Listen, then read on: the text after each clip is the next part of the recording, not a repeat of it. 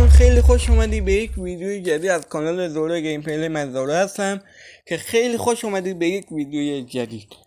دوستان وقت امروز میخوام بهتون بگم که چطوری وقتی یک آدم، نه اینکه مثل آدم اینا نه، فقط یک آدم همین که وقتی دوست داره که مثلا توی یوتیوب میخواد بره و آهنگ فانک مثلا دوستش داره که و مورد علاقش هم هست، اما اون آدم نمیدونه که اسم آهنگش کجاست و هر چقدر پیداش میکنه نمیتونه بگرده و حتی سختش هم شده.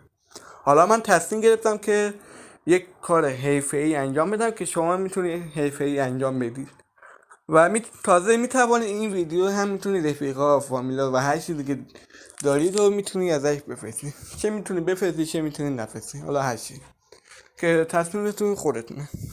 ببین اصلا ویدیو میگیره. اوکی. خب دوستان از بریم سراغ ویدیو. قبل از اینکه ویدیو شروع کنین لایک، کامنت، سابسکرایب یادتون نره.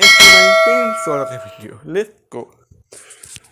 خب دوستان عزیز، من تنها چیزی که من میخواستم بهتون بگم اینه که بهتون بگم یه چند تا نکته خیلی مهم هست. بعد این کار رو انجام دادم، بعدش یه چند تا نکته خیلی مهم رو براتون میگم. خب میتونید توی شما مثلا توی یوتیوب یا اینستاگرام هر چیزی که دوست دارید رو میتونید واردش. مثلا من یوتیوب انتخاب میکنم. خب مثلا یه آهنگ استفاده میکنم، مخصوصا آهنگایی که حالا اینجوری هستن. حالا مثلا توی من همین رو تصمیم گرفتم که اینو برم، بعد توی قسمت بعد مثلا توی قسمت مثلا توی قسمت حمله ثانی رو میزنید، توی کپی کردن پیوند رو میزنید. وقتی که کپی شد وارد تلگرام چیست که اسم چنل تلگرام واس موزیک باس هستش که اینو سیو کنید براتون میاد. فقط اشتباه نکنید چون اگه مثلا واس موزیک بزنید نمیاد، واسه همین واس موزیک بات هستش. اگه واس موزیک بات اگه به شما نیواد میتونی واس موزیک رو همونو بیاری که خب اشکالی نداره، همینجوری باشه. خب توی قسمت پیام بزنید و توی این همونی که اینجا کپی شده رو بزنید و قسمت توی ارسال رو بزنید و یه چند لحظه صبر کنید. خب دوستان مثل این که این آهنگ پیدا نشد. دوستان برم بعدی که مثلا این حالا مثلا میبینم این آیا این میاره یا نه. 2000 years later. خب تو قسمت کپی کردن پیوند رو میزنید، توی تلگرام وارد میشی و بعدش اینو میزنید و توی ارسال رو میزنید. ببینم اینو میتونه بیاره یا نه. امیدوارم بیاره. بله.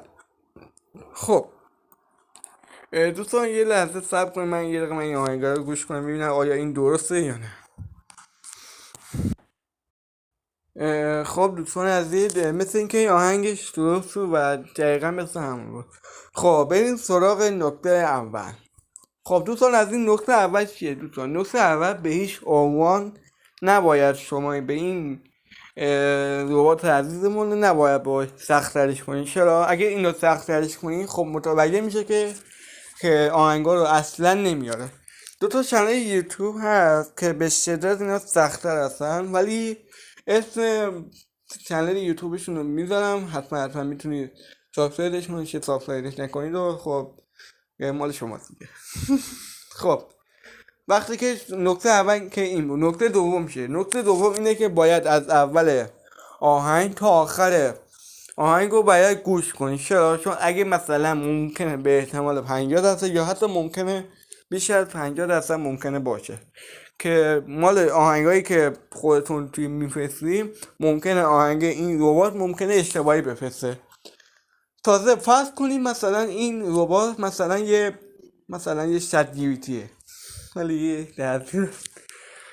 توی این مثلا توی چت جی پی تیه که دقیقا مثل همین این ربات همین کارا رو میکنه، ولی 50% مال آهنگایی که خودتون میفرستید شاید ممکنه اینا اشتباهی میفرسته و حالا این 50% دیگه هم درسته، یعنی نسبی هستن دقیقا.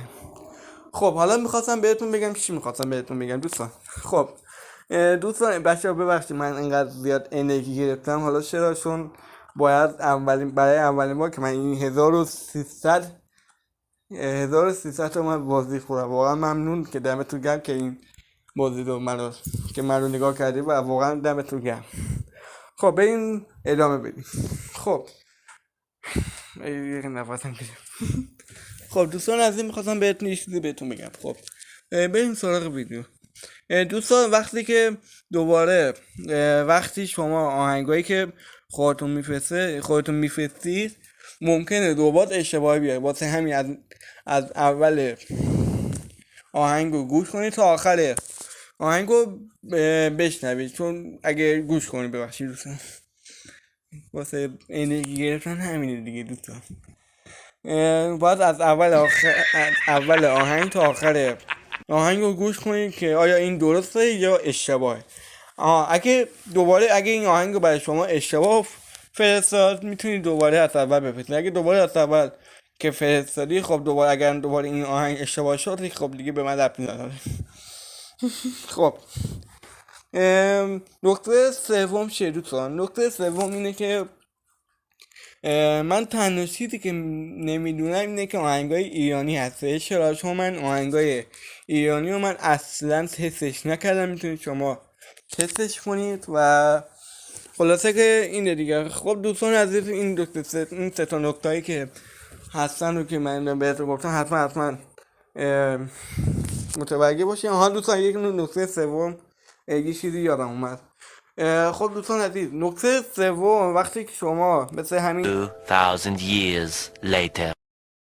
حالا همون خلاصه که همین آهنگایی که همین نوشته بود آهنگ پیدا نشد، اون معنی منظورش چیه دوستان؟ خب نشون میده که این آهنگایی که همین که من فرستاده بودم خب این نشون میده که شما سخت‌ترش کردی. واسه همین بعد آسان‌تر بیاد. چرا؟ چون ربات مثل همیشه این آسان‌تر هست انگار. ولی دست بدن. اینم از اینه. این حرف آخرم بود. خب دوستان عزیز میبینم دمتون گرم که این تا آخر ویدیو تماشا کردیم. ممنون میشن. لایک کامنت و سابسکرایب رو بزنید. عشق من این. بای بای.